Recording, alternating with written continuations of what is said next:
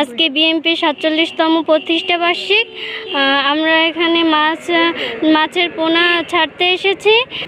আপনারাই জানেন আমরা মাছে ভাতে বাঙালি, তাই আজকে আমরা খালে মাছ ছাড়তে এসেছি। আজকে বাংলাদেশ জাতীয়তাবাদী ছাত্রদল বিএনপির ৪৭তম প্রতিষ্ঠা বার্ষিকী উপলক্ষে বাগেরহাট জেলা ছাত্রদল ৭ দিনের কর্মসূচি হাতে নিয়েছে। তারই অংশ হিসেবে আজকে আমরা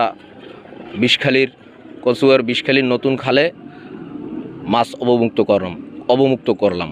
আপনারা অবশ্যই জানেন যে আমরা মাছে ভাতে বাঙালি, আর বিশেষ করে মিষ্টি পানির মাছগুলো আমাদের দেশ থেকে প্রায় বিলুপ্ত হয়ে যাচ্ছে। তারই পরিপ্রেক্ষিতে আমরা আজকে মিঠা পানির মাছ নতুন খালে অবমুক্ত করেছি। তারপরে আমাদের রক্তদান কর্মসূচি পালন করেছি, বৃক্ষরোপণ কর্মসূচি পালন করেছি।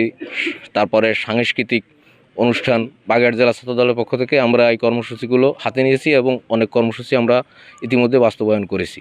আজকে একটা কথা না বললেই নয়, বাংলাদেশ জাতীয়তাবাদী ছাত্রদল এই বাংলাদেশের সাধারণ জনগণ এবং আপামর ছাত্র সমাজের একটি নিরলস অহংকার। তারা এই বাংলাদেশের স্বৈরশাসক যেভাবে প্রতিহত করেছে, সেইভাবে এই বাংলাদেশের সাধারণ মানুষের পাশে আমরা দাঁড়াতে চাই এবং দাঁড়াতে সক্ষম হয়েছি। আমরা বাংলাদেশের ধর্ম নির্বিশেষে সব মানুষের পাশে আছি, ভবিষ্যতেও ছিলাম, আগামীতেও থাকবো ইনশাল্লাহ। আর একটা কথা না বললেই নয়, আপনারা নিশ্চয়ই অবগত আছেন যে আমাদের বাগেরহাটে 4টি আসন স্বাধীনতার পূর্ব থেকেই বা পর থেকেই 4টি আসন এখানে ছিল, কিন্তু এইখানে 4টি আসনকে কর্তন করে 3টি আসন করেছে।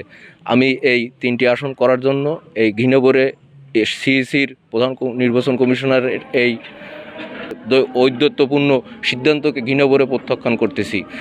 আর আগামীতে যদি এই সিইসি বাগেরহাট জেলায় 4টি আসন পুনর্বহাল না রাখে, তাহলে এই বাগেরহাট জেলার ছাত্র সমাজ অবরুদ্ধ করে দেবে। এবং সর্বোপরি আমরা এই কর্মসূচি লক্ষ্য করে আমরা অনেক কর্মসূচি হাতে নিয়েছি, তার ভিতরে হরতাল কর্মসূচিও আমাদের ভিতরে আছে। আমি একটা কথা এখানে বসে বলতে চাই, সিইসিকে উদ্দেশ্য করে, প্রধান নির্বাচন কমিশনারকে উদ্দেশ্য করে, আপনি আপনার সিদ্ধান্ত থেকে সরে আসুন এবং বাগেরহাটে 4টি আসন পুনর্বহাল করবেন। বার্ষিক উপলক্ষে আজকে নতুন খালে মাছ অবমুক্ত করলাম এবং আমাদের সাংস্কৃতিক সন্ধ্যা এবং ফ্রি রক্তদান কর্মসূচি এগুলো আমরা হাতে নিয়েছি। সেই কাজের প্রতিফলনস্বরূপ আমরা আজকে খালে মাছ অবমুক্ত করলাম এবং আমরা আস্তে আস্তে করে প্রক্রিয়াধীন আমাদের কাজগুলো আমরা এগুলো করার চেষ্টা করব।